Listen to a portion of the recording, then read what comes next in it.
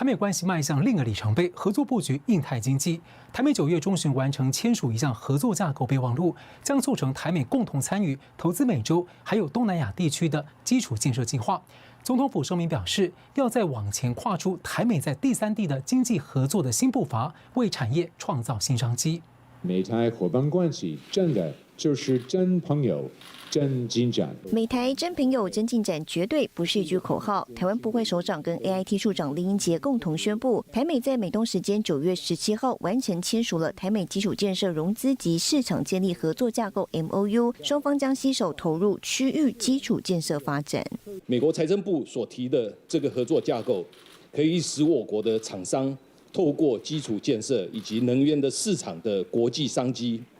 透过台美间的公司部门的合作，来协助区域内的国家发展能源和基础设施。这是我国新南向政策以及美国印太战略相互合作对焦的新模式。合作架构包括建立基础建设融资及市场，发掘并建构符合台美投资者基础建设投资需求等等。后续台美双方的财政部将成立工作小组，共同来研商合作项目与议题。工作小组的第一次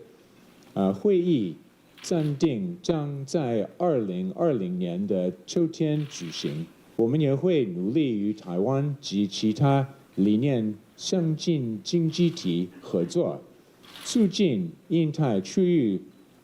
的供应链重组。在国内行政部门的运作方式方面呢，目前我国已经成立了台美能源及基础建设融资开发计划合作小组，底下呢共设了4个工作小组。那么未来这4个小组直接会跟美方对接。总统府随后也表示，相关部会与美国政府一直有讨论在印太区域的合作。这回携手发表建立合作架构，就表示双方已经达成合作共识，要再往前跨出台美在第三地经济合作的新步伐，帮台美产业创造新商机。新唐人亚太电视直接李兆廷台北采访报道。